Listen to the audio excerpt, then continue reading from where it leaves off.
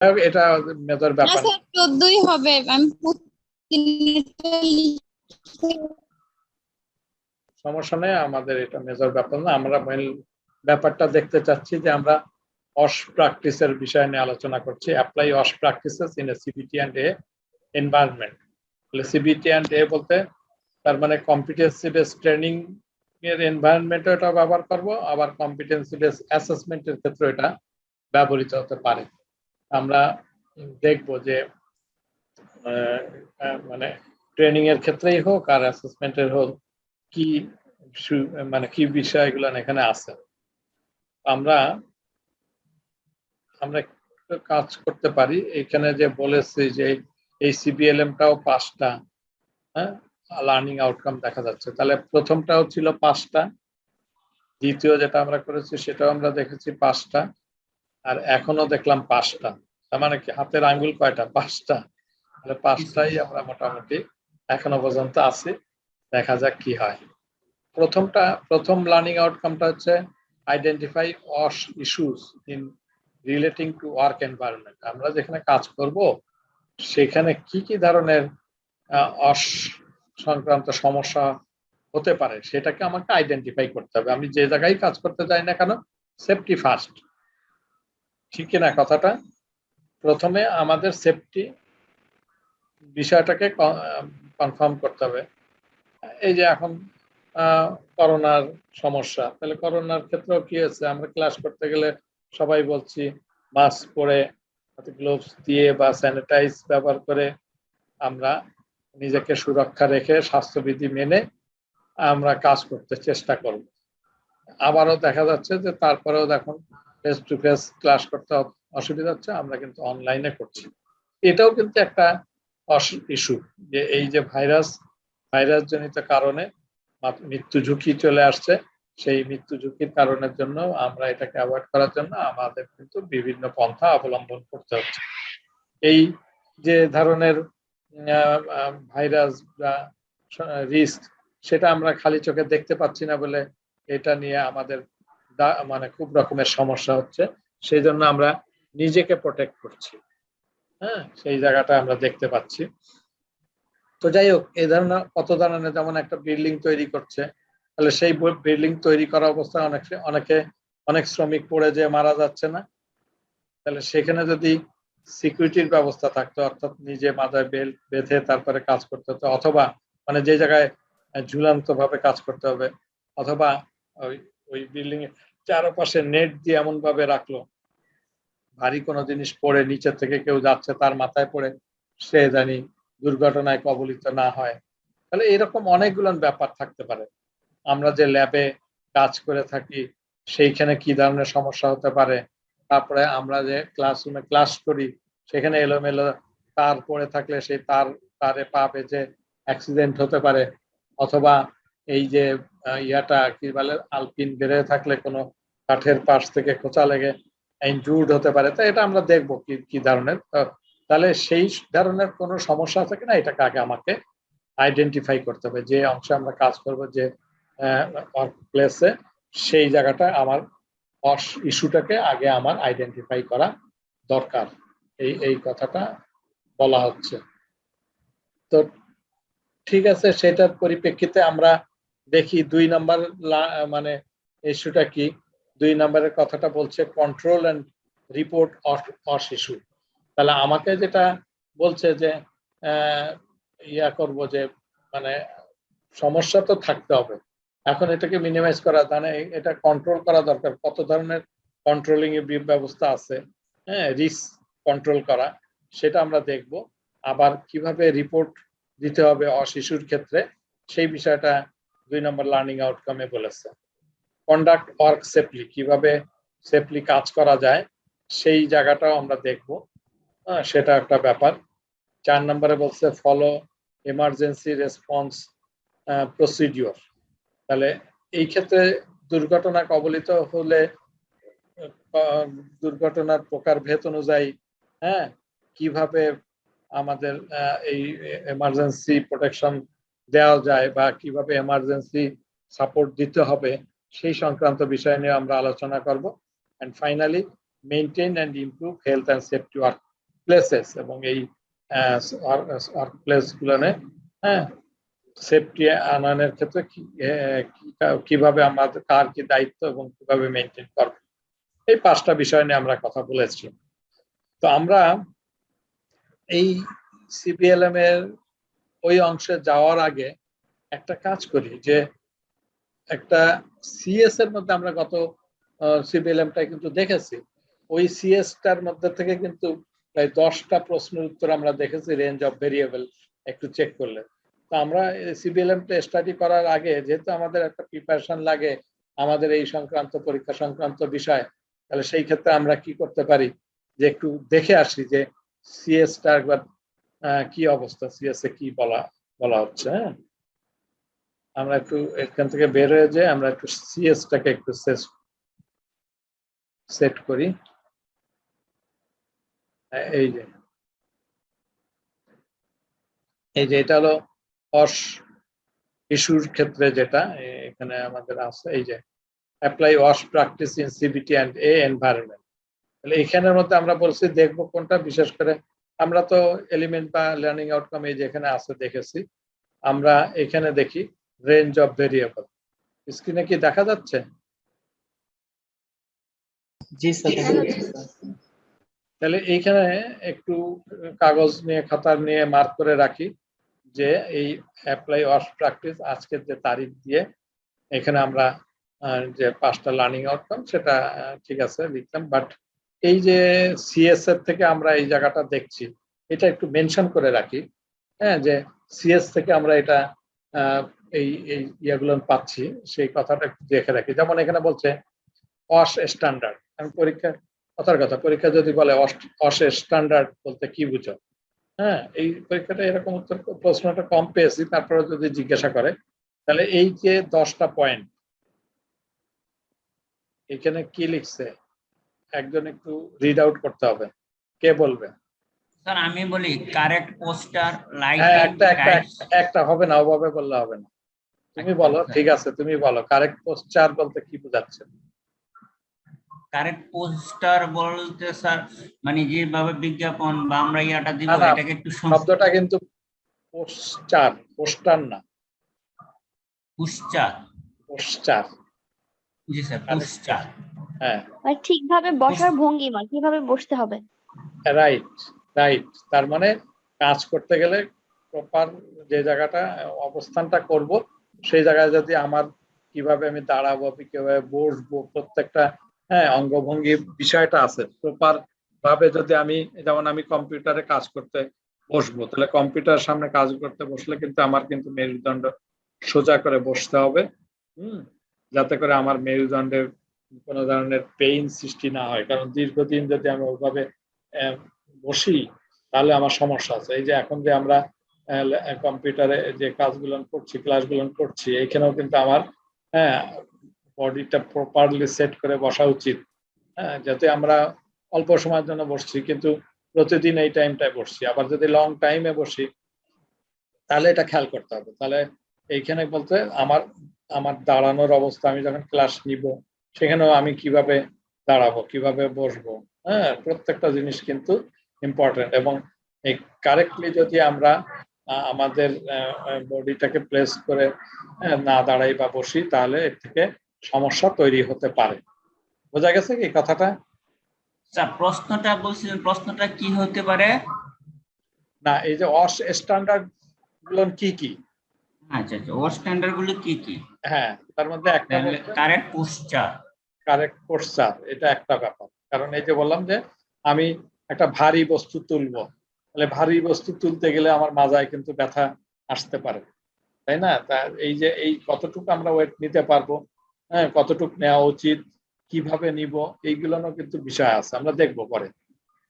তারে 2 নম্বর একটা কি বলছে? Lighting sir. হ্যাঁ, এই কথাটাতে কি বোঝাচ্ছে লাইটিং কথাতে? লাইটিং মানে হচ্ছে স্যার চোখের প্রতি মানে যত্ন নিয়ে এরকম কিছু একটা স্যার। হ্যাঁ, ঠিক আছে। তার মানে আমরা আমাদের ওয়ার্ক প্লেসে যেখানে আমরা কাজ করব সেটা যেন সাফিসিয়েন্ট লাইট রুমে থাকে, তাই না? সে ডে লাইট হোক অথবা এই যে অন্য কোনো লাইটই হোক, দ্যাট ইজ আমাদের কৃত্রিম লাইট হোক, তাহলে ইনসাফিসিয়েন্ট লাইট যদি না হয় তাহলে কি হচ্ছে, চোখের ক্ষতি হতে পারে, চোখের উপরে প্রেসার পড়তে পারে। সেই জন্য জি স্যার, ওই যে এখানে কি লাইটিংটা, হ্যাঁ, তাহলে এই লাইটিং এর কারণের জন্য আমাদের কি হচ্ছে, শরীর বা চোখের ক্ষতি হতে পারে না, তাই তো? এটা তো একটা অসের স্ট্যান্ডার্ড, এটা স্ট্যান্ডার্ড মেনটেন করেই আমার লাইটিংটা থাকা উচিত। টাইপ অফ ডেস্ক, এটা বলো, আরেকজনে বলো। টাইপ অফ ডেস্ক বলতে কি বোঝাচ্ছে?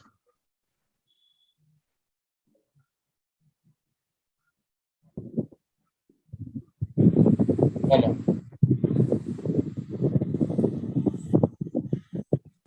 বলো, তুমি বলো, কি রিয়েলমি না কি জানি, বলো, ধারণা করো। কেউ আরেকজন, অন্য কেউ বলতে চাচ্ছে না কেন? স্যার টাইপ ডেস্ক টাইপ বসার যে ব্যবস্থা, এই ডেস্কটা মানে মানে যে বিভিন্ন যে হ্যাঁ। ডেস্ক বা হ্যাঁ, বিন্যাস, ডেস্কটার আকৃতি একটা ব্যাপার হতে পারে, তাই না? বিন্যাস। কথার কথা, মানুষ একটা একটা মানুষ যদি একটু আহ একটু খাটো হয়, আর একটা মানুষ যদি একটু লম্বা হয়, হ্যাঁ, সবার জন্য ডেস্কটা কিন্তু মানে সুইটেবল নাও হতে পারে, তাই না? জি তার স্যার। মানে একজন একজন যে যে একটু খাটো, তার কাছে তার কি, সে অনেকটা বেশি দাঁড়ায় রেখে তার কাজ করতে হচ্ছে, তাহলে এই তার জন্য এই ডেস্কটা কিন্তু সুইটেবল হলো না।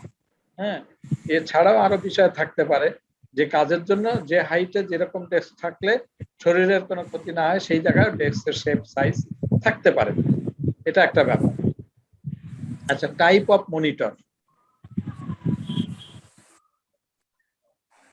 এটা দেখি, এটা কেন standard type of monitor?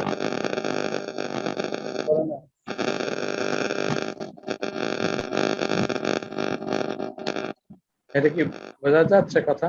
Sir type of, monitor বলতে কি ওই আমরা যে হ্যাঁ, কম্পিউটার নিয়ে বসবো রাইট সেই রাইট রাইট, যে কোনো স্ক্রিন, হ্যাঁ, টিভির স্ক্রিন হতে পারে, ওই যে, অথবা আমরা আমরা যে ল্যাপটপ মোবাইল ল্যাপটপ যেটা ইউজ দিয়ে করছি, মোবাইল করছি, সেই মনিটরের থেকেও কি আমার রিফ্লেকশন আসতে পারে না আরে স্যার, চোখে? তাতে চোখের ইনফ্রারেড ক্ষতিটা, আসতে পারে।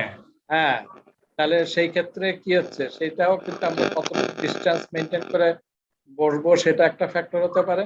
আর একটা হতে পারে যে অনেক সময় এই প্রোটেক্টিভ মানে ডিভাইস রাখে কিন্তু, তাই না?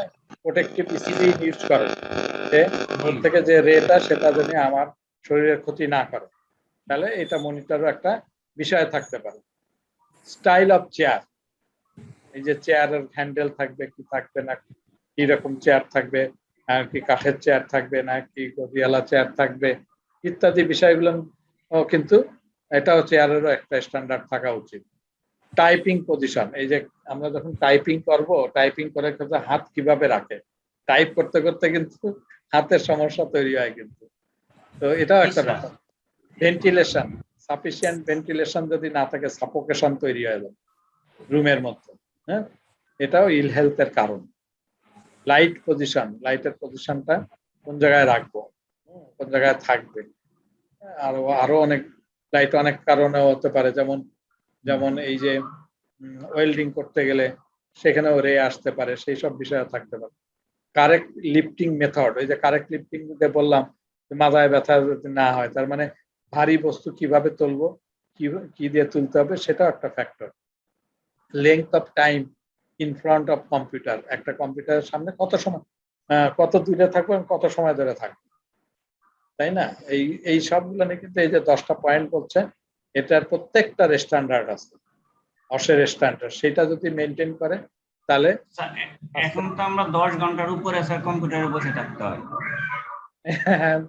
সেইটাই তো বলছি। মানে এইটা কিন্তু সেটাই 10 স্যার। ঘন্টা বুঝলাম কাজ করতে, কিন্তু কন্টিনিউয়াসলি বসা ঠিক না। হয়তো আমি আধা ঘন্টা বসে তারপরে আবার একটু মানে 10 মিনিট হাঁটাহাঁটি করে তারপরে হয়তো আবার বসলাম, ঠিক আছে? কন্টিনিউয়াস অত সময় না বসে একটা নির্দিষ্ট সময় পর্যন্ত বসলাম, আবার একটু ব্রেক দিলাম, এটা করলে ওই সমস্যাটা কম হতে পারে। বোঝা গেছে কি কথাটা? কিন্তু স্যার 9টা 5টা আবার স্যার আপনার ক্লাস, না, মানে সেটা ওই যে 9টা 5টা বলতে বুঝলাম তো, যে তখন ওই যে কিছু কিছু সময় আমি 1 ঘন্টা করলাম কাজ করে, আবার একটু 10 মিনিট রেস্ট নিলাম, 5 মিনিট রেস্ট নিলাম, বোঝা গেছে? একটু দাঁড়ালাম, হাঁটলাম, এই এই এই অনেক সময় এখানে সামনে রেখে যখন কথা শুনছি একটু হাঁটাহাঁটি করি, এনি হাউ আমাকে ওই যাতে বেশি প্রেশার না পড়ে সেই জায়গাটা চেষ্টা করতে হবে। ঠিক আছে, বোঝাতে পারছি কথাটা? জি স্যার। হ্যাঁ। তারপরে 2 নম্বর পয়েন্টে কি বলছে? Appropriate personnel. এই হেলথ অ্যান্ড সেফটি ক্ষেত্রে প্রত্যেকটা জায়গায় কিছু নির্দিষ্ট লোক থাকে, তাই না, এক এক ধরনের কাজের জন্য। অ্যাপ্রোপ্রিয়েট পার্সোনেল কারা হলো? অ্যাপ্রোপ্রিয়েট পার্সোনাল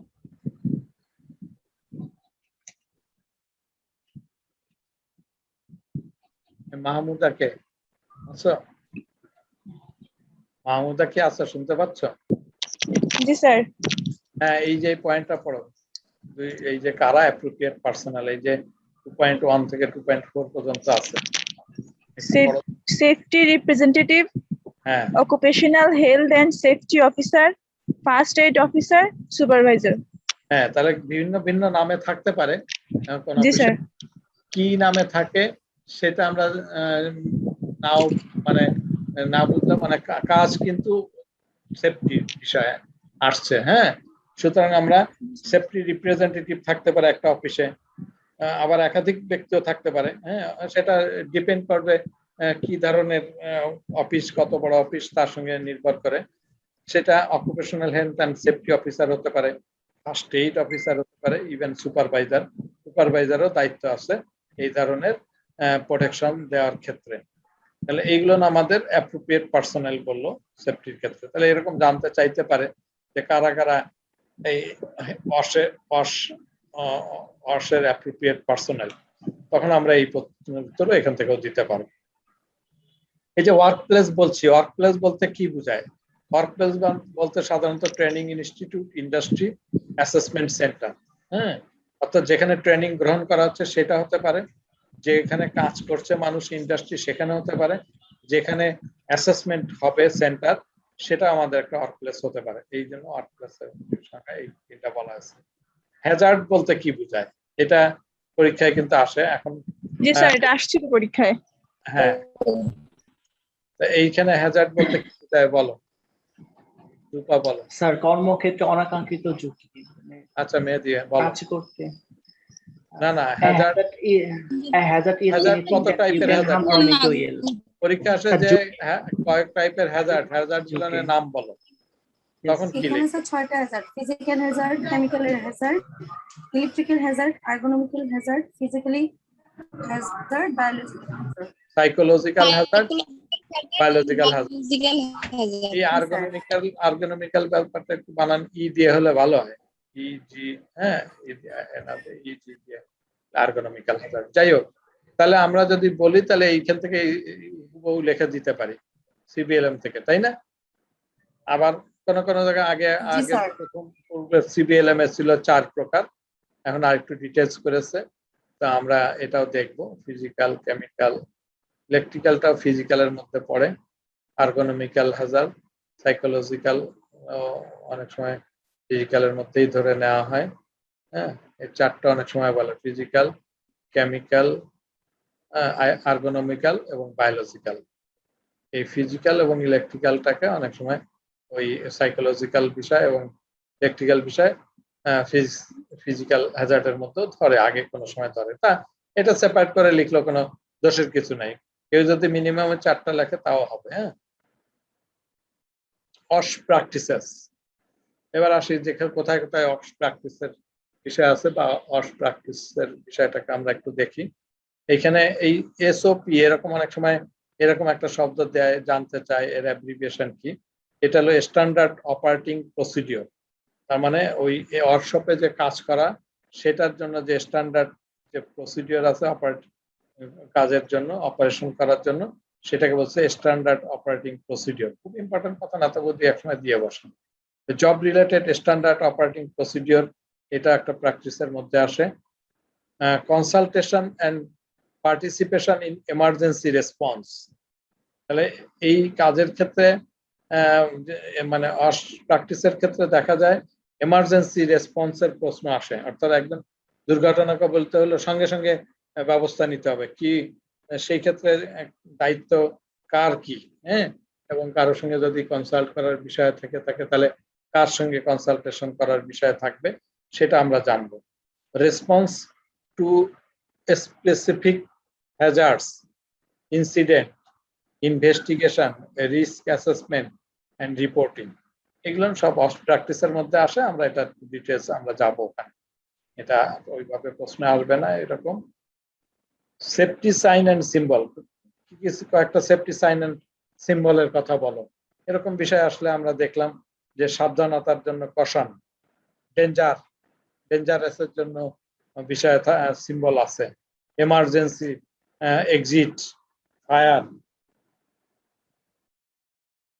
তারপরে যে বিষয়টা আসছে সেটা কি ফায়ার বাদে জেনারেল সেফটি ইনস্ট্রাকশন, প্রহিবিশন, হ্যাঁ, বিরত থাকা, এই বিষয়গুলো আমরা দেখবো। মানে এটা সিম্বল, কতগুলো সিম্বল আছে, সিম্বল গুলো দিয়ে আমরা এটা চিহ্নিত করি অনেক জায়গায়। ঠিক আছে, রিস্ক কয় ধরনের বলো একজন? স্যার 3 ধরনের, লো, মিডিয়াম, হাই।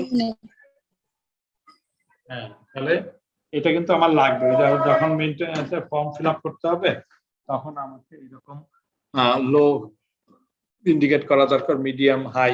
হ্যাঁ, অনেক সময় একটা পরীক্ষা আছে রিস্ক কয় ধরনের বা কয় প্রকার কি কি, তখন low, medium, high. Green practice, এটা একটা বিষয় আছে। Established green and clean campus, ক্যাম্পাসকে গ্রিন রাখা, এবং গ্রিন বলতে গাছপালা দিয়ে সবুজ রাখা, কৃত্রিম বিষয়কে অ্যাভয়েড করা, ক্লিন ক্যাম্পাস পরিষ্কার রাখা, use solar energy, solar energy থাকাটাও বেটার, সেখানে আমাদের প্রকৃতির এনার্জি ইউজ করতে পারছি। Reduce the use of consumable materials, যেটা কনজিউমেবল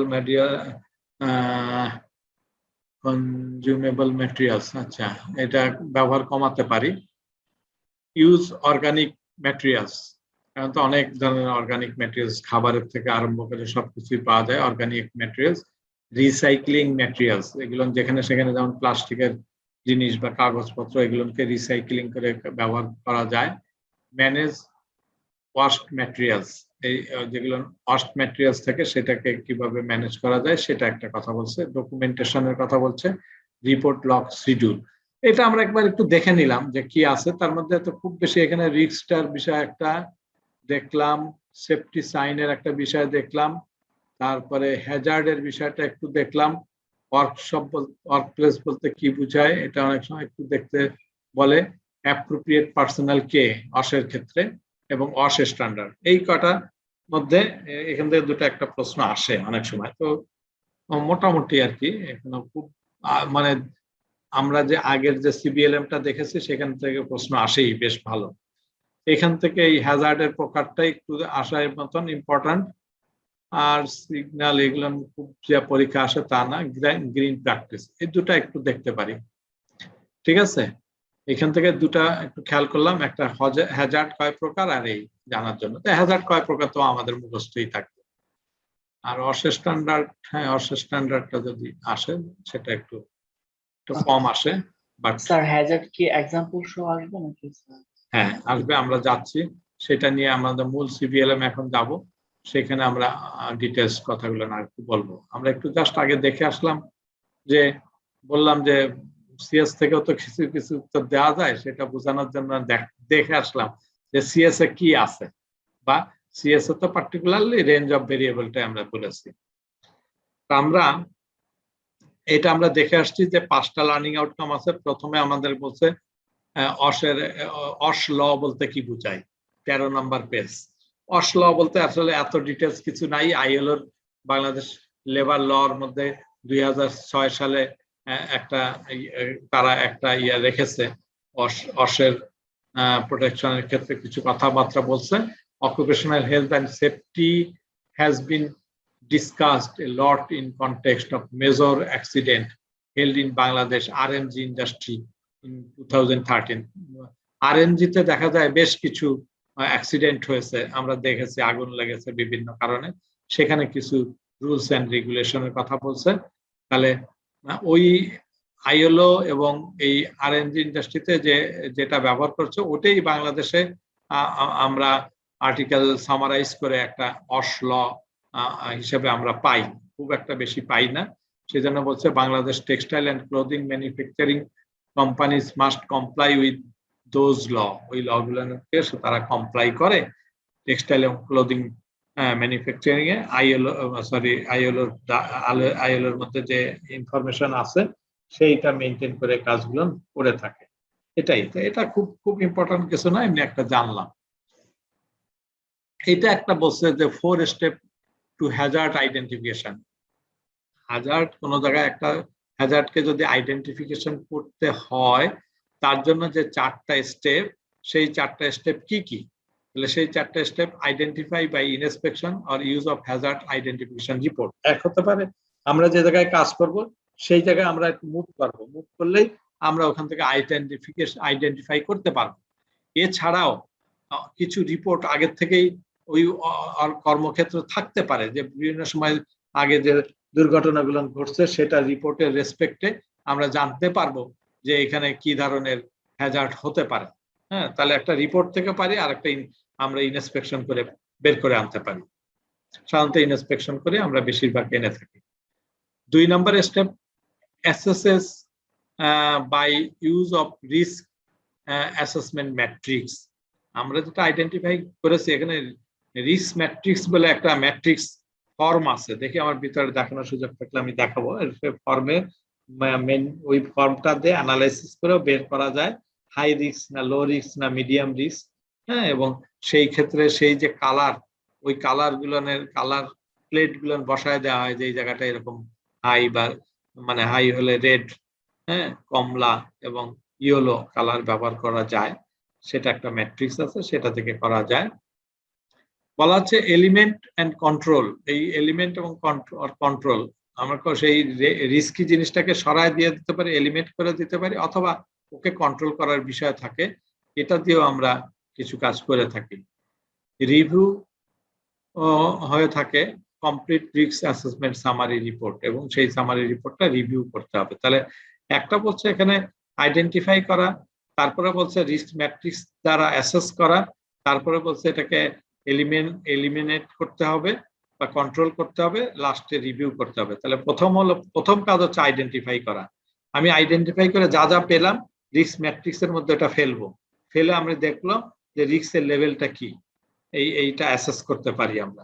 এবং অ্যাসেস করার পরে যদি মনে হয় এটাকে ওই হাই হলে সেটাকে এলিমিনেট করব অথবা কন্ট্রোল করব। কন্ট্রোলের কি ধাপ সেটা আমরা রিস্ক কন্ট্রোলের ধাপগুলো দেখব, সেটা এলিমিনেট হতে পারে, সেটা সাবস্টিটিউট হতে পারে, সেটা আইসোলেটেড করে কাজটা হতে পারে, সেটা ইঞ্জিনিয়ারিং কর্মকাণ্ড করে হতে পারে, হ্যাঁ সেটা অ্যাডমিন এর দ্বারা হতে পারে, পিপি পরিধান করে হতে পারে, মানে সর্বনিম্ন যেটা সেটা পিপি পরিধান করা।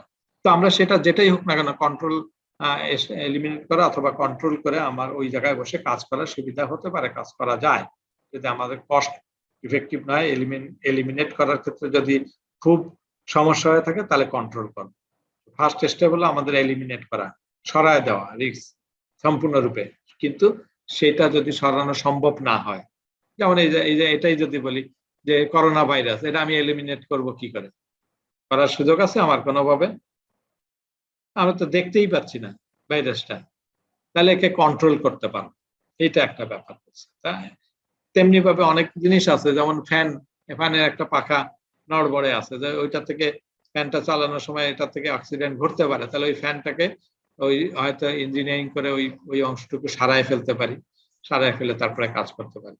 তাহলে এটা একটা ব্যাপার হতে পারে। এবং ফাইনালি যে আমি যে কন্ট্রোলের বিষয়টা বললাম বা এলিমিনেট করলাম, তারপরে আবার আমাকে রিভিউ করে দেখতে হবে, চেক করে দেখতে হবে যে রিস্কটা থাকলো কি না। তাহলে 4টা ধাপ বোঝা গেছে কি? আইডেন্টিফাই করা, অ্যাসেস করতে হবে কিভাবে, ম্যাট্রিক্সের মাধ্যমে আমার রিস্কটার লেভেলটা অ্যাসেস করব, তারপরে বলছে যে এলিমিনেট করো অথবা কন্ট্রোল করব, আর ফাইনালি রিভিউ করব। ওকে, 4টা point. Most common safety group, এই যে কারা এরা, ওই যে আমরা দেখে আসছি অশ অসের রেসপন্সিবল কারা, হ্যাঁ, তাহলে সেখানে আমরা বলেছে health and safety representative, supervisor, OS officer, health and safety committees. একটু ডিফারেন্ট করেছে ওই জায়গার কথার সঙ্গে, কারণ এক এক বইতে ডিফারেন্টলি লেখে। সুতরাং আমরা ওখান থেকেও যদি বলি সেটাও তো হবে, কেউ যদি এটা থেকেও বলতে চাই তাও হবে, 14 নম্বর পেজে আছে। ঠিক আছে, সেফটি গ্রুপ বলতে, কমন সেফটি গ্রুপ বলতে কাদেরকে বোঝাচ্ছে, হ্যাঁ, health and safety representative, supervisor, OS officer, health and safety committee. এটা একটা কমিটি গঠন করে দিতে পারে যে তারা টাইম টু টাইম চেক করে কাজ করবে। সুতরাং এই জায়গাটা এভাবে এক্সপ্রেস করেছে। ওকে, স্যার আমার বইতে তো মিল পাচ্ছি না। বইতে মেলে না, না? 14 নম্বর পেজে আছে স্যার, সিবিএলএম 3। হ্যাঁ হ্যাঁ, 14 নম্বর প্লেমে একটু দেখো, একটু কম মিলো। আচ্ছা, কম যদি মেলে একটু লিখে রাখি, কারণ সবগুলো না এটা মেলবে না, একটু এলোমেলো আছে দুটা বই থেকে আমি স্যার 14 নম্বর পেজের উপরের দিকতে স্যার আছে গোল পয়েন্ট করা। তাহলে আছে তো, কে বলতেছে মেলে না? ওরা তো বলতেছে আছে। আচ্ছা, এটা মিলানো খুব কঠিন হবে না। ওই যে সিএস যেটা আমরা দেখালাম, সিএস এর উত্তরটা আছে, আমরা উত্তরটা আগে বুঝি, তারপরে আস্তে আস্তে কিছু জিনিস মনে চেষ্টা করবো। এই অ্যাটলিস্ট আমার সিএস যেটা অ্যাপ্রোপ্রিয়েট পার্সোনাল যেটা পড়লাম সেটা আসলে তো এটা তাই না? সেটা এইটা একই। ঠিক আছে, সব মোট কথা হলো কোন একটা অফিসে অসের জন্য কারা রেসপন্সিবল, কোন ব্যক্তিরা, একটা তো দায়িত্ব থাকে না কাউকে না কাউকে, সেই কথাটা বলছে। এক এক জায়গায় এক এক নামে থাকে, বাট সেই নামটা এইগুলোর মধ্যে। এখন কি ক্লিয়ার আছে? ডিউটিজ অফ অস অফিসার, বিভিন্ন প্রশ্ন কিন্তু একটু ঘুরাই ফিরাই দিতে পারে। ওই যে অস অফিসার এদের কার কি ডিউটি, তাহলে অস অফিসার কারা সেটা বলছে, ডিউটিস না। আসলে ডিউটিসটা আমরা পরে যাচ্ছি। অস স্ট্যান্ডার্ড, আমরা ওখানে 10টা স্ট্যান্ডার্ড দেখে আসছি, আবার এখানে বলতেছে অস স্ট্যান্ডার্ড অন্য কথা, তাই না? দুটা জায়গায় কনফিউশন। ওইটা হলো স্ট্যান্ডার্ড বলতে বোঝাচ্ছে যে কোন স্ট্যান্ডার্ড মেনটেন করতে হবে অসের ক্ষেত্রে, আর এইখানে বলছে অস কন্ট্রোলের ক্ষেত্রে যে স্ট্যান্ডার্ড, হ্যাঁ, সেটা। এই জায়গাটা কথার মধ্যে মাইট প্যাচ আছে। এখানে বলছে যে অসকে যদি আমরা কন্ট্রোল করি বা অসকে যদি আমরা আইডেন্টিফাই করি, অসের ক্ষেত্রে যে স্ট্যান্ডার্ডটা যে জায়গায় অফিসে, সেটা বলছে প্রথম কাজ হচ্ছে আইডেন্টিফাই দ্য হ্যাজার্ড, মানে কোনো জায়গায় হ্যাজার্ডের ঘটনা ঘটলে, হ্যাঁ, সেই কথা বলছে। তাহলে আগে আইডেন্টিফাই করব, তারপর clear the area close to hazard, আবার partition the hazard area and protect all from them and clear the hazard. এই জায়গাটা আমরা বলছি যে কোথাও যদি কোনো দুর্ঘটনা ঘটে যায়, এই কথাটাকে আরেকটু কারেক্টলি বলতে হবে, এখানে কথা থেকে এত ক্লিয়ার বোঝা যাবে না। অস স্ট্যান্ডার্ড বলতে এখানে মেইন বলছে ওইটা হলো স্ট্যান্ডার্ড, তার বডি, টেবিল, চেয়ার কিরকম স্ট্যান্ডার্ড হবে সেইটার জন্য। আর এইখানে যে স্ট্যান্ডার্ডের কথা বলছে যে আমরা একটা দুর্ঘটনা কবলিত স্ট্যান্ডার্ড, মানে জায়গাটা কিভাবে আমাদের কাজ করতে হয়। প্রথমে আমাকে হ্যাজার্ড যদি কোনো জায়গায় ঘটে যায় সেটা আইডেন্টিফাই করতে হবে যে কি ধরনের হ্যাজার্ড ঘটলো। তারপরে কি হবে, ওই এরিয়াটাকে আমরা কিন্তু ক্লোজ করে দিই, একটা কি টেপ দিয়ে বড় একটা কার্ড মানে ঘিরে রাখতে হবে যে জায়গাটায় দুর্ঘটনা ঘটছে। একটা আগুন লাগছে ছোটখাটো, তাহলে চারপাশে কিন্তু মার্কিং করতে হবে যে এটা হ্যাজার্ডাস এরিয়া, সেটাকে বলছে। এরিয়াটা আশেপাশে কেউ থাকলে বা আরো কোনো সমস্যা থাকলে সেটাকে ক্লিন করে এটাকে ক্লোজ করে দিতে হবে, চারপাশে ঘিরে দিতে হবে। এই যে partition the hazard area and protected all from them, মানে অন্যরা যাতে ওই দুর্ঘটনার মধ্যে না পড়ে যায় সেজন্য তাদেরকে প্রোটেকশনের ব্যবস্থা করতে হবে, এবং ফাইনালি হ্যাজার্ডটা ক্লিয়ার করতে হবে। কারণ কোথাও দেখা গেল চট করে একটা আগুন লাগছে, ছোট আগুনই হোক, তাহলে সেইটাকে আগে কি আগুন লাগছে না অন্য কিছু হয়েছে না কি ধরনের ক্ষতি হয়েছে সেটা আগে আইডেন্টিফাই করতে হবে, করে ওই এরিয়ার আশেপাশে ক্লিয়ার করে ফেলতে হবে। তারপরে বলছে পার্টিশন দিতে হবে যাতে ওখানে কেউ না ঢুকতে পারে, আর লাস্টে ক্লিয়ার দ্য হ্যাজার্ড। এইটুকু একটা কথা। মানে এই প্রশ্নের ক্ষেত্রে কিন্তু কনফিউশন, ওই জায়গায় আমরা দেখলাম অসুস্থতা, আবার এখানে বলতেছে এটাকে আমরা ওভাবে বোঝার চেষ্টা করি। স্যার তাহলে এটাকে মানে ওয়াস স্ট্যান্ডার্ড যদি সিভিএলএম থেকে দিতে চাই, এটা প্রশ্নের ধরনটা কেমন হতে পারে? হ্যাঁ, এখন প্রশ্ন কি লিখবে সেটা আমরা দেখবো আর আলোচনা করে। হ্যাঁ, স্ট্যান্ডার্ড বলতে কি অফিসে কি স্ট্যান্ডার্ড মেনটেন করা হয়, করা উচিত, এরকম কথা যদি আসে তাহলে আমরা ওই কথাগুলো বলবো যে কোন স্ট্যান্ডার্ড মেনটেন করবো, তখন তার বসার টেবিলের ওইটা বললে হবে। আর এইখানে অস স্ট্যান্ডার্ড ঠিক ওভাবে যায় নাই, অস ম্যানেজমেন্ট স্ট্যান্ডার্ড হওয়া উচিত, শব্দটা কারেকশন করে অস ম্যানেজমেন্ট স্ট্যান্ডার্ড সেটা বললে বরঞ্চ দেখি, তাহলে আমি এটাই করে দিই, কারণ শব্দটাকে আমার কাছেও মনে হচ্ছে যে কনফিউশন লাগতেছে। এটা আমরা অস স্ট্যান্ডার্ড না বলে অস ম্যানেজমেন্ট স্ট্যান্ডার্ড বললে কতটা ঠিক আছে। এইবার হচ্ছে কিছুটা মেলবে যে আমার অস ম্যানেজমেন্ট করার ক্ষেত্রে যে স্ট্যান্ডার্ড, সেইটার ক্ষেত্রে ম্যানেজ করবে কিভাবে, আগে আইডেন্টিফাই করবে, ক্লিয়ার করবে এরিয়া, তারপরে পার্টিশন দেবে, তারপরে ক্লিয়ার দ্য হ্যাজার্ড, এবার হ্যাজার্ডটাকে ক্লিয়ার করবে। ওকে, এবার কিছুটা বোঝা গেছে? জি স্যার। আচ্ছা, কন্ট্রোল এন্ড রিপোর্ট অস ইস্যু, এই যে কি কন্ট্রোল করার বিষয় আছে এবং রিপোর্ট করার বিষয় আছে। Hazard and incidents are reported to appropriate personnel according to the procedure. তাহলে ধারাবাহিকভাবে কার কাছে রিপোর্টটা দিতে হবে সেটা আমরা বুঝবো। একবারে কি আমার হায়ার অথরিটির কাছে সঙ্গে সঙ্গে চলে যাব না, step by step. Reporting the issue verbally to your supervisor. তাহলে আমি যে কাজ করছি সে আমার প্রথম কাজ হচ্ছে যে আমাকে কি করতে হবে, আমি যদি কোনো ধরনের হ্যাজার্ড আমার চোখে পড়ে, হ্যাঁ, যে এই জায়গায় তার বেরোয় আছে, এলোমেলো পড়ে আছে, ওখানে তার কাটা পড়ে আছে, এখানে ইঞ্জুরি কোনো ঘটনা আছে, এটা যদি আমার চোখে পড়ে, তাহলে আমার প্রথম কাজ হচ্ছে মৌখিকভাবে আগে আমার সুপারভাইজারকে বা ম্যানেজারকে জানাতে হবে। বোঝা গেছে প্রথম কথাটা? জি স্যার। জি স্যার। সেকেন্ড কথা বলছে reporting the issue through the work places Hazard report. তাহলে এখানে হলো এইটা যদি একটা ইস্যু হয়ে থাকে, তাহলে আমাদের ওই সুপারভাইজার হোক আর যার মাধ্যমে হোক, এটা একটা রিপোর্টিং করতে হবে, হ্যাঁ, রিপোর্টের ব্যবস্থা করতে হবে। এরপরে হলো raising the issue with the health and safety representative. এবং এরপরেও যদি কাজ না হয় তাহলে কি করতে হবে, হেলথ এবং সেফটি রিপ্রেজেন্টেটিভ যে তার কাছে সমস্যাটাকে তুলে ধরতে হবে।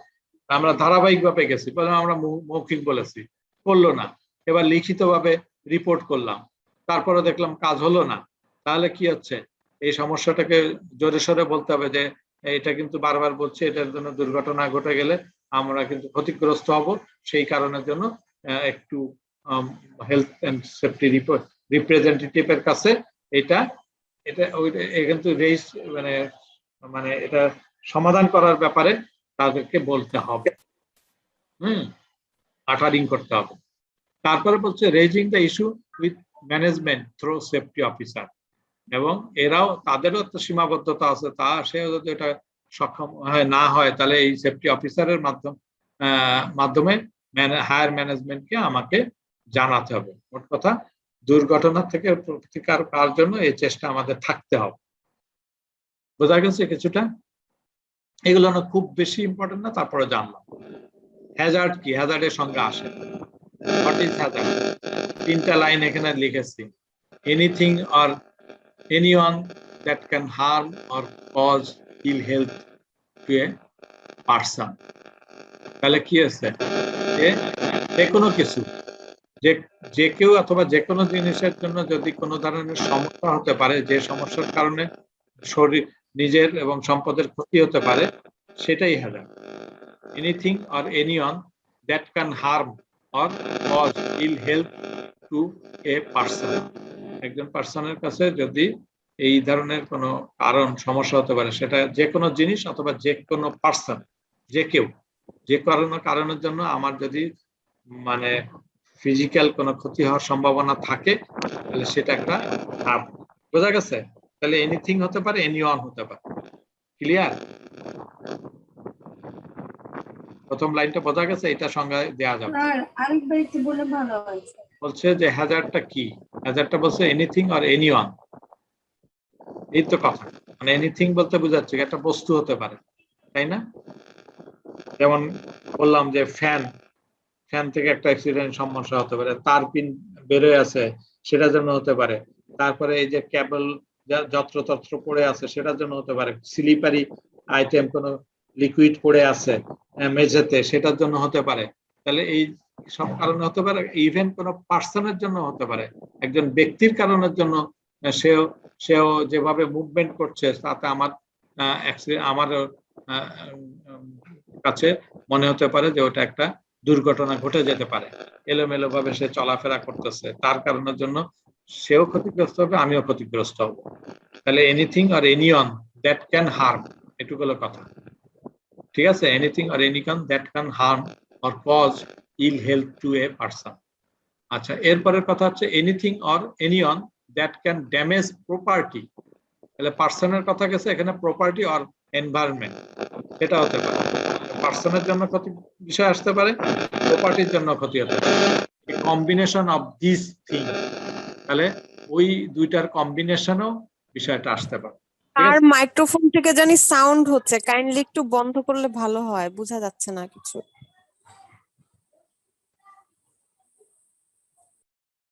আচ্ছা, আমি মিউট করে দেই আপাতত। তাহলে সংজ্ঞা বললে এই 3টা লাইন, কেউ যদি 2টা লাইনও লেখে তাও হবে।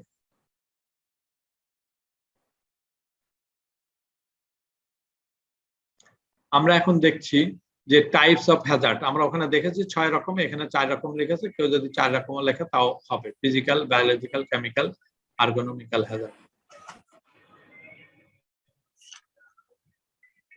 আমরা একটু এক্সাম্পলে যাই। ফিজিক্যাল হ্যাজার্ড বলতে কি বোঝায়? Floor, slippery surface, stairs, steps, ladders, fire, falling objects, manual handling যেমন লিফটিং, পুশিং, পুলিং এটসেট্রা, মানে কোনো জিনিস উপরে উঠানো, টেনে উঠানো ইত্যাদি। নয়েজ, শব্দ একটা ফিজিক্যাল হ্যাজার্ড। ভাইব্রেশন, অনেক ভাইব্রেট হচ্ছে চলতে পথে, সেটাও একটা হ্যাজার্ড। পুয়ার লাইটিং, তাহলে পুয়ার লাইটিং একটা হ্যাজার্ড হতে পারে। ভেন্টিলেশন আর এয়ার কোয়ালিটি, মানে দুর্গন্ধযুক্ত বাতাস, সেটাও আমাদের ফিজিক্যাল হ্যাজার্ডের কারণ হতে পারে। বোঝা গেছে? মেঝে গর্ত হয়ে আছে কোনো জায়গায়, সেটা তো আমাদের হতে পারে। স্লিপারি সারফেস, কোনো একটা জিনিস লিকুইড পড়ে আছে। হ্যাঁ, স্টেয়ারের কোথাও উঠতে গেলে দেখা যায় সিঁড়িতে একটা ভাঙা আছে কোথাও, অথবা সিঁড়ি বলতে আমাদের সেই মইয়ের কথা যদি বলি, মইয়ের একটা পার্ট ভাঙা, ল্যাডার, সেটাও হতে পারে। আগুন, হ্যাঁ, এটাও ফিজিক্যাল হ্যাজার্ড, ফলিং অবজেক্ট। তাহলে আমরা বুঝতে পেরেছি নাকি? এর কোনো সমস্যা আছে? একটু এক্সাম্পল আমরা দিতে পারবো। কেমিক্যাল হ্যাজার্ডের মধ্যে কি কি আছে, কি কি পড়ে? কেমিক্যাল সাবস্টেন্সেস হতে পারে। হ্যাঁ, হতে পারে কি ডেঞ্জারাস গুডস, এমন কিছু জিনিস আছে যা দ্বারা আমাদের মানে আগুন ধরে যেতে পারে। ক্লিনিং এজেন্টস, হ্যাঁ, কিছু কিছু আছে ক্লিন করার জন্য যে দ্রব্যাদি ব্যবহার করা হয়ে থাকে, তা দ্বারাও হতে পারে। ডাস্ট অ্যান্ড ফিউমস, হ্যাঁ, ধুলাবালি অথবা এই যে ধোঁয়া, সেটা থেকে হতে পারে। অ্যাসিডস আর পয়জনস, এক্সপ্লোসিভস, অনেক সময় পরীক্ষায় আসে যে এটা কোন ধরনের হ্যাজার্ড। একটা জিনিস বললো যে ডাস্ট কোন ধরনের হ্যাজার্ড, তখন আমাকে বলতে হবে যে কেমিক্যাল হ্যাজার্ড। বায়োলজিক্যাল হ্যাজার্ডের সংজ্ঞার মধ্যে এখানে আছে, মানে এই জীব থেকে কোনো বিষয় যদি এসে থাকে। রেডিয়েশন, এখন এই রেডিয়েশন অনেক সময় ঘটতে পারে, এক্সরে থেকেও কিন্তু আমাদের ঘটনা ঘটতে পারে, সেটা বায়োলজিক্যাল হ্যাজার্ডের মধ্যে পড়ে। মাইক্রোবায়োলজিক্যাল, ভাইরাস, তাহলে এই যে করোনা ভাইরাস কোন ধরনের হ্যাজার্ড? বায়োলজিক্যাল হ্যাজার্ড, খেয়াল রাখতে হবে। তারপরে ইনসেক্ট, ভার্মিন, বাদুড় আর কি, এনিম্যাল, কোন এনিম্যাল থেকেও আমাদের এই ঘটনাগুলো আসতে পারে, এটা biological hazard. Ergonomical hazard, work related musculoskeletal, অর্থাৎ কাজ করতে যে যদি মাসেলে যদি কোনো টান পড়ে, যে ক্রিকেট খেলতেছে হঠাৎ করে মাসেলে টান পড়ে, এটাও হতে পারে। আমরা এখানে বসে আছি, হাঁটতে হাঁটতে একটু বয়স বেশি হলে তো সেই ঘটনা ঘটে। disorders develop when the same muscles are used over and over again. একটা কাজ বারবার করতে থাকে, একই কাজ। আমি উপরে থেকে নামাচ্ছেন নিচে, একটা ট্রাকের থেকে মালামাল অনেক সময় ধরে নামাচ্ছে, সেটার ক্ষেত্রেও আমার এই মাসেলে টান পড়তে পারে। Usually while applying force and with little recovery time, এবং away from the task এবং এটা রিকভার করতে সময় লাগবে। They also develop when workers have to maintain a fixed position while working, মানে কন্টিনিউয়াস এক জায়গায় বসে যদি কাজ করতে থাকে সেক্ষেত্রেও হতে পারে। Effect cause injury to muscle, bones, blood vessel, tendons, nerves and other soft tissue, যেসব টিস্যুর উপরে চাপ পড়তে পারে সেই জন্য বলছে strain injuries such as carpal tunnel or tennis elbow, তারপরে tendonitis, তারপরে আছে repetitive sprain or strain injury, prolonged strain result in pain, এটার জন্য ব্যথা সৃষ্টি হতে পারে। ইনজুরির বিষয়ে আসছে, এইগুলো না আমরা ইফেক্ট কোথায় কোথায় আসতে পারে। এটা একটা important Hazard management. Hazard management আসলে কিন্তু আমরা এইটা দেব, ওই একই জিনিসে অনেকটা ওইটার সঙ্গে মিক্স করা যায়, বাট এইটাই হলো বেস্ট। সংক্ষেপে মনে রাখবো কি একটা শব্দ সেফ। হ্যাজার্ড ম্যানেজমেন্টের বর্ণনা দেব কিভাবে, এই কথাটা লিখে রাখি, সেফ, SAFE। ওই কথাটা আগেরটা যেটা বলছে আইডেন্টিফাই করা মানে স্পট দ্য হ্যাজার্ড, তাহলে ওইটাই মানে হ্যাজার্ড আইডেন্টিফাই করাটাকে আমরা বলছে স্পট দ্য হ্যাজার্ড। হ্যাজার্ডটাকে হ্যাজার্ডের স্পটটা আইডেন্টিফাই করো। অ্যাসেস দ্য হ্যাজার্ড, কি ধরনের অ্যাসেস, কি ধরনের হ্যাজার্ড সেটা আমাকে অ্যাসেস করতে হবে, হ্যাঁ, ভেরি হাই না লো। ফিক্সড দ্য হ্যাজার্ড, যদি সেই ধরনের হয় তাহলে সেটা ফিক্সড মানে কন্ট্রোল করবো, হয়তো আমাকে এলিমিনেট করতে হবে অথবা সাবস্টিটিউট করতে হবে। হ্যাঁ, ফিক্সড করা বলতে আমাকে ওই অংশে কাজ করতে হবে। এভুলেট দ্য রেজাল্ট, ফাইনালি এটা আবার মনিটরিং করে দেখতে হবে যে ঠিক হয়েছে কিনা। তার মানে ওই যে আগের যে ম্যানেজমেন্টের যে অংশটা আমরা বলেছিলাম যে আইডেন্টিফাই করা, তারপরে আমরা সেই অনুযায়ী কি করে রিস্ক ম্যাট্রিক্স দিয়ে অ্যাসেস করব, তারপরে বলেছে কি এলিমিনেট করব অথবা কন্ট্রোল করব, তারপরে বলছে কি আবার এটা রিভিউ করব। এই কথাটাই কিন্তু এখানেও একই কথা। তাহলে ওই যে হ্যাজার্ড ম্যানেজমেন্টও আমরা এখানে এভাবেও বলতে পারি। এটা বেস্ট মনে রাখার জন্য ভালো, এবং সেই কথাটা কিন্তু আসছে স্পট দ্য হ্যাজার্ড, তার মানে হ্যাজার্ডটাকে আগে আইডেন্টিফাই করো, তারপর অ্যাসেস দ্য হ্যাজার্ড। হ্যাজার্ডের যে ওয়াশ ম্যানেজমেন্ট স্ট্যান্ডার্ড যেটা, এটাই তো? না ওয়াশ না, ম্যানেজমেন্ট, ওয়াশ ম্যানেজমেন্ট বলি না, আমি একটা কারেকশন করলাম না, স্ট্যান্ডার্ড ম্যানেজমেন্ট স্ট্যান্ডার্ড নাকি মানে ওয়াশ ওয়াশ, হ্যাঁ স্ট্যান্ডার্ড হ্যাঁ হ্যাঁ wash, right, wash, OSH, right, wash management. সেই জায়গাটা যা বলেছে এই কথা কিন্তু একই কথা, দুইটাকে ভিন্ন ভাবে বলছে কিন্তু মিলায় দেখো। যে স্পট দ্য হ্যাজার্ড মানে কি আইডেন্টিফাই দ্য হ্যাজার্ড, ঠিক আছে। অ্যাসেস দ্য হ্যাজার্ড মানে কি অ্যাসেস করব ম্যাট্রিক্স ফেলে, ম্যাট্রিক্স ব্যবহার করে। তারপরে কি বলছে fixed the hazard. Fixed the Hazard মানে কি ওটা আমরা নির্ধারণ করে এটাকে এলিমিনেট হয়, এটাকে ফিক্সড করে ফেলবো, যেমন এলিমিনেট করব অথবা কন্ট্রোল করব, ঠিক আছে। তারপরে কি এভুলেট দ্য রেজাল্ট, মানে এটা যে আমরা করতে পারলাম ফিক্সড করার পরে যে ঠিক আছে কিনা, আর কোনো সমস্যা আছে কিনা সেটা রিভিউ করা। তাহলে ওই পয়েন্ট চারটাই কিন্তু এখানে চারটা একই কথা। আমি যদি সেভ দিয়ে বলি একই উত্তর হবে, বোঝা গেছে? দুটা কম্পেয়ার করতে পারছো? জি স্যার। মেলে কথা দুটা? স্যার দুইটা তো আমরা মিলাইতে পারতেছি না। হ্যাঁ, এই জন্য বলো কি মিলাইতে পারতেছো না, বলো কোন জায়গায় মেলে না, বলো কোন জায়গায়। প্রথমটা কি ছিল স্যার? ওয়াশ প্র্যাকটিসের ওয়াশ ম্যানেজমেন্ট যেটা বলেছিলাম, wash management standard, wash management standard বলে আসলাম না একটু আগে? ওয়াশ স্ট্যান্ডার্ড, হ্যাঁ ওয়াশ স্ট্যান্ডার্ড যেটা কারেকশন। আচ্ছা, পেজ 16 নম্বরে যে আছে না, হ্যাঁ। পেজ 16 নম্বরে যে আছে identify the Hazard, clear the area, close the Hazard, হ্যাঁ ওটা না করে মানে এটা লিখবো আর কি, spot the Hazard, access the Hazard, তাই তো স্যার? রাইট, কথাগুলো সেমই sir, same, right right right, একটু ভিন্নভাবে বলেছে, এইটাই বুঝতে আপনি পেজ 16 যে ফার্স্ট অংশটা দেখেন, ওটা মানে এত বড় করে না লিখে এটা স্ট্যান্ডার্ড। স্যার যেটা আইডেন্টিফাই দ্য হ্যাজার্ড এর জায়গায় লিখবো spot the Hazard, right, the area close to the Hazard, ওই জায়গায় লিখবে অ্যাক্সেস দ্য হ্যাজার্ড, তারপরে partition the hazard of or clearly identify the area to protect other people from harm, এটা আচ্ছা, লিখবো fix the hazard। তারপর if the hazard is easily and safely cleared then do so, এখানে লিখবো evaluate the result, evaluate the তাই না result। Sir? হ্যাঁ দেখি আরো একটা বলছিলাম, দেখি কোনটা জানি।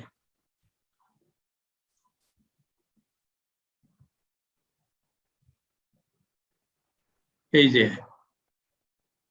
হ্যাঁ হ্যাঁ হ্যাঁ আরেকটা এখানেও আছে না, আরেকটা কোথায় জানি দেখলাম, এই যে 4 স্টেপ অফ হ্যাজার্ড আইডেন্টিফিকেশন, এইটা 4 স্টেপ অফ হ্যাজার্ড আইডেন্টিফিকেশন, ওইটা এটা মেলে, ঠিক আছে, ওটাও যায়, ওটাও মেলবে, অসুবিধা নেই। এনিওয়ে দরকার নেই, ম্যানেজমেন্ট বললে আমরা এখানেই থাকি, সমস্যা নেই, আমরা এটা বুঝলাম যে সেফ, খালি এরকম প্রশ্ন আসে যে সেফ দ্বারা কিভাবে ম্যানেজমেন্ট, হ্যাজার্ড ম্যানেজমেন্ট এক্সপ্রেস করা হয়, হ্যাঁ, বা সেফ শব্দ দ্বারা হ্যাজার্ড ম্যানেজমেন্ট বলতে কি বুঝো, ঠিক আছে, তখন আমরা বলবো spot the hazard, assess the hazard, fixed the hazard, evaluate the hazard. এই জায়গায় যা আসে 2-3টা ব্যাপার, এই হ্যাজার্ড ম্যানেজমেন্টের ক্ষেত্রে এই একটা প্রশ্ন পড়লেই চলবে। আর ওই একটা বললাম যেটা টাইপস অফ হ্যাজার্ড, এক্সাম্পল দিয়ে কি বললাম সেটা, ঠিক আছে।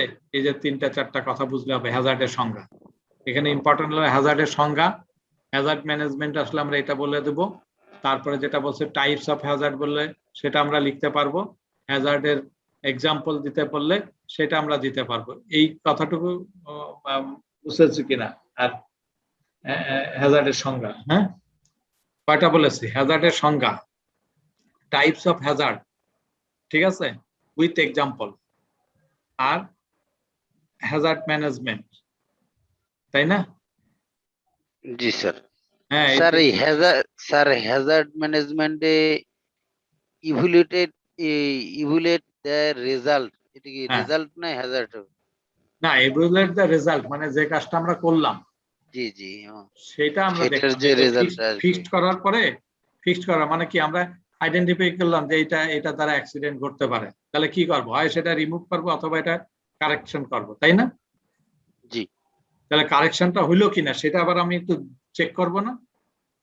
জি, সেটাই চেক করাটাই ইভ্যালুয়েট, ঠিক আছে, যে রেজাল্টের পরে আর কোনো হ্যাজার্ড থাকলো কিনা এবং ওইটা সুন্দরভাবে রিমুভ হলো কিনা, বুঝেছে? এখন এই কথাটা অনেক সময় শুধু এরকম SAF দিয়ে বলে সেফ শব্দটা। সেফ মানে কি? সেফ মানেই তো নিজের আত্মরক্ষা করা, এটার সঙ্গে মিলায় রেখে কথাগুলো সেট করেছে। জি স্যার, বোঝা গেছে? যেটা মনে রাখতে পারি যাতে। স্টেপ ফর হ্যাজার্ড কন্ট্রোল, এটা হ্যাজার্ড কন্ট্রোলের আবার এখানে অন্যরকম বলে বলছে, হ্যাজার্ড আইডেন্টিফাই, এটা দরকার নেই। আচ্ছা, আমরা একটু কাজ করি, আমরা এই জায়গায় স্টে করে আমরা একটা ভিডিওটা দেখব। ওই ভিডিওটা সবাইকে দেওয়া আছে, জাস্ট ভিডিওটা একটু যদি এখানে আমি দেখি, এখানে জানি এটা হলো মুখ্য কথা, তো আমরা একটু নেক্সট যে বিষয়টা, কন্ডাক্ট ওয়ার্ক সেফটি, মানে যে কাজ কর্মক্ষেত্রে আমরা সেফলি কাজ করব সেই বিষয়গুলো এখানে কিন্তু বলেছে। Minimum standards on safety and health in the work place. Minimum যে কি জিনিসটা, অ্যাপ্রোপ্রিয়েট সিট, তার মানে যে আসনে আমি বসবো সেটা অ্যাপ্রোপ্রিয়েট হতে হবে, লাইটিং এর ব্যবস্থাটা অ্যাপ্রোপ্রিয়েট হতে হবে, ভেন্টিলেশনটা অ্যাপ্রোপ্রিয়েট হতে হবে ওই জায়গায়, adequate passing ways and exit and fire fighting equipment. So এখানে বলা হচ্ছে যে পথে আমরা চলাচল করব সেটা সাফিসিয়েন্ট স্পেস হতে হবে এবং এক্সিট এবং ফায়ার এক্সটিংগুইশার এগুলোকে মেনশন করতে হবে, কোথায় রাখতে হবে এবং পথ নির্দেশন করা থাকতে হবে। হ্যাঁ, ফাইটিং ইকুইপমেন্টস গুলো ভালো আছে কিনা সেটা আমাকে দেখতে হবে, সেটা অপারেট করা জানতে হবে। Separate toilet facilities for men and women, অবশ্যই তাদের ছেলেদের মেয়েদের আলাদা আলাদা টয়লেট ব্যবস্থা থাকতে হবে। Appropriate protecting clothing like protective gear, mask, helmet, safety boots, quotes, goggles etcetera. তার মানে যেগুলো প্রোটেক্টিভ যে ডিভাইসগুলো আমরা ব্যবহার করব, পিপি যেগুলো ব্যবহার করব, সেগুলো অ্যাপ্রোপ্রিয়েট হতে হবে, যেটা যে কাজের জন্য যেরকম দরকার সেটাই থাকতে হবে, সেটা ব্যবহার করতে হবে।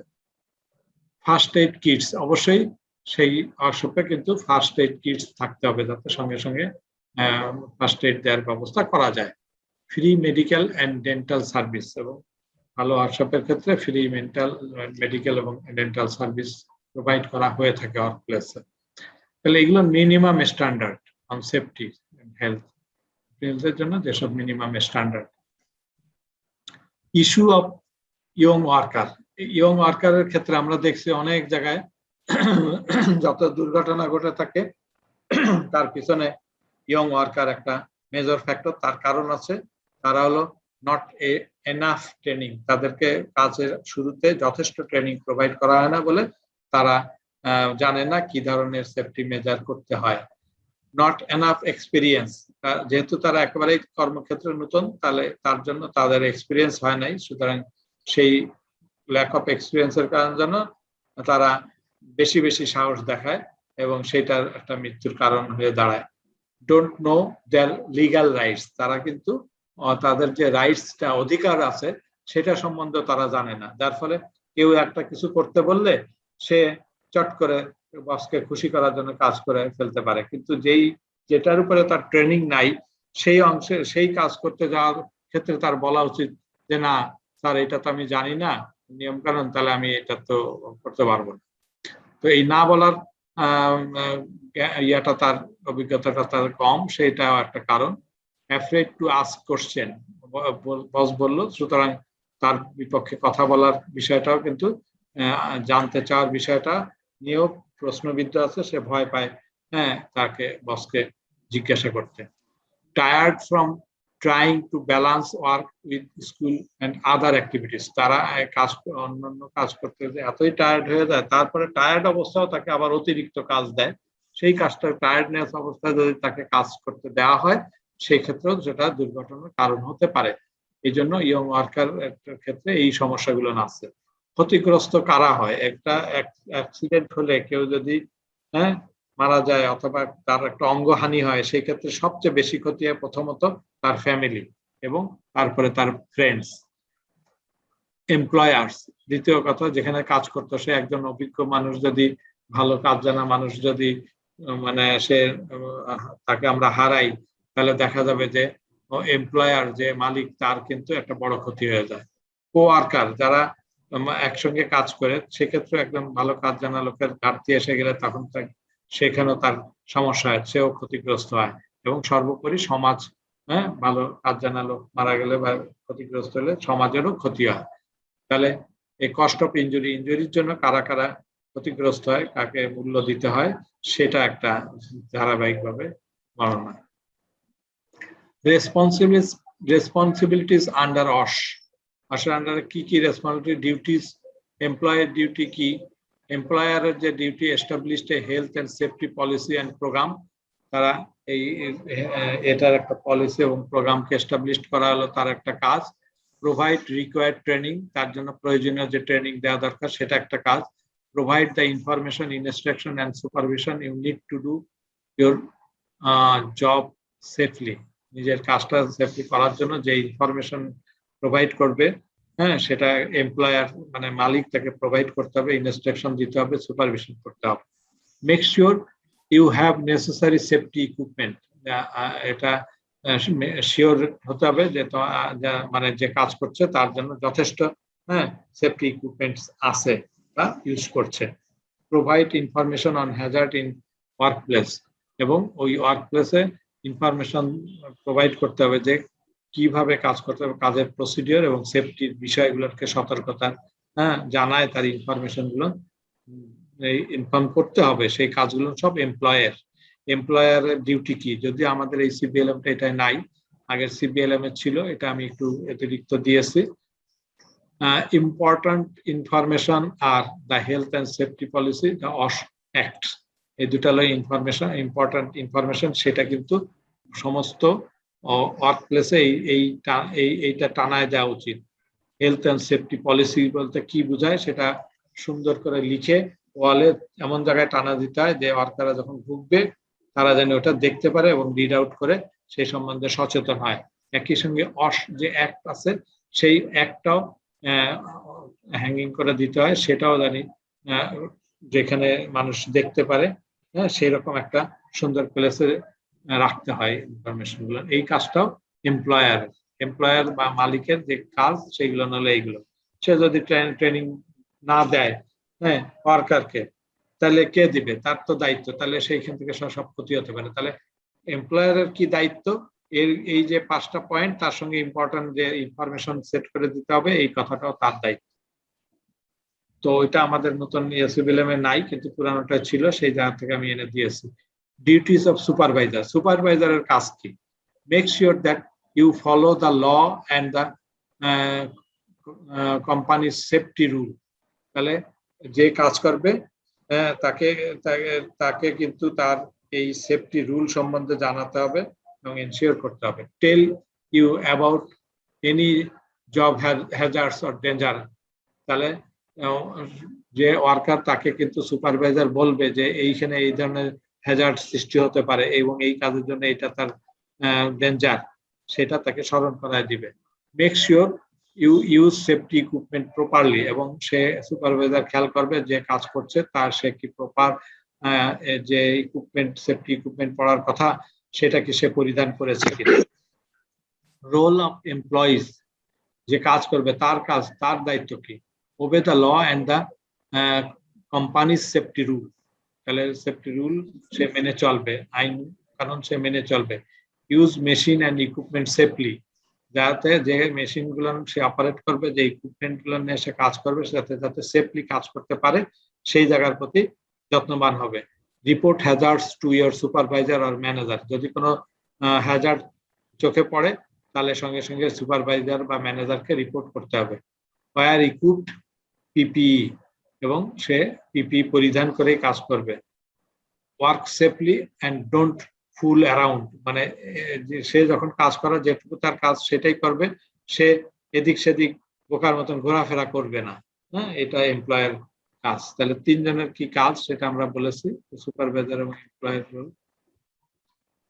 এই যে কাজ করে যে এমপ্লয়ি, তার কিন্তু কতগুলো রাইটস আছে, সেই রাইটস গুলো সম্বন্ধে সে জানে না। রাইটস কি? রাইট টু নো, তার জানার অধিকার আছে। রাইট টু প্র্যাকটিস, সেটা প্র্যাকটিস করার অধিকার আছে। এবং রাইট টু রিফিউজ, যে কোন কাজটা করতে পারবে কোন কাজটা করতে পারবে না, কোনটা তার এখতিয়ারের মধ্যে কোনটা তার এখতিয়ারের মধ্যে না, সে রিফিউজ করাও তার একটা অধিকার, সেটা তার জানার বিষয় আছে, সেটা একটা রাইটস। 3 ধরনের রাইটস আছে, জানা, প্র্যাকটিস করা এবং রিফিউজ করা। জেনারেল ট্রেনিং এর মধ্যে কি কি ট্রেনিং আছে? কোম্পানিজ হেলথ অ্যান্ড সেফটি, এই ট্রেনিংটা সে গ্রহণ করবে। কোম্পানিজ সেফটি রুল কি সেই সংক্রান্ত ট্রেনিং সে গ্রহণ করবে। এমার্জেন্সি প্রসিডিওর, সেটাও একটা ট্রেনিং, সেটাও গ্রহণ করতে হবে। How to get first aid, কিভাবে ফার্স্ট এইড নেবে সেটাও ট্রেনিং গ্রহণ করতে হবে। এগুলি আছে সিভিএলএম এ, খুঁজে পাচ্ছিলাম তো স্যার। এইগুলো নাহলে কি, এগুলো অনেক ইম্পর্টেন্ট জিনিস, কিন্তু এই সিভিএলএম টা এর মধ্যে নাই। হ্যাঁ, অতিরিক্ত আমি জিনিসটা জেনে রাখছি। অনেক সময় এটা খুব বেশি এখন প্রশ্ন নাও আসলে, আগের পুরানো সিভিএলএম এই জিনিসগুলো ছিল, কিন্তু এগুলো একটা ইম্পর্টেন্ট অসের ক্ষেত্রে আমি মনে করি, সেই জন্য আমি একটু এগুলো জানাই দিলাম, একটু আইডিয়া থাকলো আর কি। জাস্ট এটা না হলেও একটু জানলাম আমরা। তাহলে স্পেসিফিক ট্রেনিং, তাকে একেবারে সুনির্দিষ্ট, একটা হলো কমন ট্রেনিং। কমন ট্রেনিং হলো কি কি সেটা আমরা দেখলাম। স্পেসিফিক সুনির্দিষ্টতা, সে যে জবের সঙ্গে ইনভলভ সেই সংক্রান্ত ট্রেনিং তার জানতে হবে। How to do your job safely, how to deal with hazard materials, how to use PP, how to operate machinery safely. এটা এই অংশটুকু, এই যে 3-4টা পেজ, এটা এমনি খালি জেনে রাখলাম। হ্যাঁ, এই যে 3-4টা পেজ আমরা জানলাম, এটা আমাদের নতুন সিভিএলএম এ নাই, পুরানোটা আমার কাছে ইম্পর্টেন্ট মনে হচ্ছে। এই 3-4টা আমি অতিরিক্ত বললাম, অসুবিধা নেই। Personal protective equipment. এখন আমরা আসি purpose use of fire extinguisher. এটা পরীক্ষায় আসে, PASS, আমরা যে ফায়ার এক্সটিংগুইশার ব্যবহার করি, এই ফায়ার এক্সটিংগুইশারটা কিভাবে ব্যবহার করব? আমার ওয়ালে আছে টানানো, কিন্তু এটা প্রতিনিয়ত চেক করা উচিত, বছরে কিন্তু একবার এটাকে চেক করা উচিত, কারণ ওর ভিতরে যে পাউডারটা থাকে, যে ওর ভিতরে যে লিকুইডটা থাকে, ওর একটা মেয়াদ থাকে, 1 বছর পরে ওটা কাজ করে না, ফলে এটা রিপ্লেস করা প্রয়োজন, অনেকে এটা করে না। আচ্ছা, এটাকে অপারেট করবে কি করে? এই যে লাল রঙের যে ইয়াটা আমরা দেখি, ফায়ার এক্সটিংগুইশার দেখছি আমরা সবাই, অনেক ওয়ালে টানানো থাকে না? জি স্যার স্যার। দেখেছি। হ্যাঁ, এটাকে যে আমরা অপারেট করব, কিভাবে অপারেট করব? অপারেট করতে গেলে ওখান থেকে খুলে ওইটার সঙ্গে ওর হ্যান্ডেলটা এমন ভাবে লক করা থাকে যে নরমালি চাপ দিলে এই হ্যান্ডেলটা ওপেন হবে না, তাহলে সেইখানে একটা পিন লাগানো থাকে, সেই পিনটা আগে খুলতে হবে, হ্যান্ডেলটা যেখানে লকিং করা থাকে। তো সেইটার প্রথম কথা হচ্ছে পি হলো 5 শব্দের প্রথম অর্থ, pull the pin of the fire extinguisher. এই ফায়ার এক্সটিংগুইশার পিনটা খুলে ফেলতে হবে, পুল আউট করতে হবে, সেটার প্রথম কথা। তারপরে কি, aim the nozzle at the bottom of the fire, তাহলে যেই জায়গাটায় আগুন লেগেছে তার তলদেশে, হ্যাঁ, আমাকে ওই নজেলটা, যেটা এখন খুললাম, নজেলটা ওর দিকে তাক করতে হবে। এটা হলো দ্বিতীয় কাজ। তৃতীয় কাজ হচ্ছে ওই জায়গায় তাক করার পরে ওই হ্যান্ডেলটা চেপে ধরতে হবে, যে হ্যান্ডেলটা চাপ দিলে ওখান থেকে লিকুইডটা বের হবে ওই নজেল দ্বারা। সেই জন্য squeeze the handle of the fire extinguisher, এটা কিন্তু কন্টিনিউয়াসলি চেপে ধরতে হবে, ছেড়ে দিলে হবে না, একবারে যত সময় গ্যাসটা আছে সবটা বের হয়ে যাবে। এবং finally sweep or side out, side to side motion, তার মানে বলছে যে জায়গাটা আগুন লাগছে তার চারপাশে সুইপিং করতে হবে, ঝাড়ু দেওয়ার মতো, না, চারদিক দিয়ে ঘুরায় ওটাকে, বা সাইড বাই সাইড এটা আগুনের উপরে নিয়ে আসতে হবে, যাতে করে ওই লিকুইডটা ওর উপরে পড়ে আগুনটা নিভতে থাকে, যেখানে যেখানে আগুন সেই জায়গাটাকে সুইপিং করতে হবে। তাহলে 5 PASS, পুল করা, pin, pull the pin, aim the nozzle, squeeze the handle, sweep, এই 4টা শব্দ দ্বারা এটা বোঝায়। Proper use of fire extinguisher, fire extinguisher কিভাবে ইউজ করা হয় তার স্টেপগুলো কি? Steps using portable fire extinguisher, পরীক্ষায় অনেক সময় আসে যে fire extinguisher, portable fire extinguisher কিভাবে ইউজ করবো তার স্টেপগুলো বর্ণনা করো। তখন আমরা এই 5 শব্দ দিয়ে বলতে পারি, অথবা 5 শব্দ ব্যবহার করে কিভাবে ফায়ার এক্সটিংগুইশার কাজ করে, এরকম পরীক্ষায় আসে, এটাও ইম্পর্টেন্ট। ওই পাশে আমরা একটা দেখেছি সেফ একটা ইম্পর্টেন্ট, এখানে একটা দেখলাম পাস একটা ইম্পর্টেন্ট কথা। তারপরে বলছে maintain and improve health and safety, frame for the process of wash, ওই আইডেন্টিফাই, অ্যাসেস, স্টক, এটা হলো সেফ, ওই একই কথা। Source for hazard identification, frame for the process of past incidents and accident, input the employee, এটাও লাগবে না। আমরা এইটা একটা important, hierarchy of hazard control risk, এটা পরীক্ষায় আসে, বোঝা গেছে, এটা ইম্পর্টেন্ট। কি লেখা আছে? প্রথম কথাটা হচ্ছে সবচেয়ে বেশি নিরাপদ, সেটা হলো ইলিমিনেট করে দেওয়া। কোনো জায়গায় যদি আমরা হ্যাজার্ড বা রিস্ক দেখি, তাহলে যেটার মধ্যে এই রিস্ক আছে সেই জিনিসটা সম্পূর্ণভাবে ওয়ার্ক প্লেস থেকে সরায় ফেলতে হবে। এখন প্রশ্ন হচ্ছে, ছোটখাটো একটা জিনিস হলে সরায় ফেলা কোনো ব্যাপার না, একটা অনেক দামি একটা মেশিন যদি হয়, সেইখানে ওই পুরা দামি মেশিনটা সামান্য একটু অংশ তার ক্ষতিগ্রস্ত হয়েছে, সেটার জন্য আমার রিস্ক থেকে যায়, এটা ঠিক আছে, সেই জন্য আমরা সেটাকে সরায় ফেলবো না, ঠিক আছে। তাহলে সেই জায়গায় কি করতে পারি?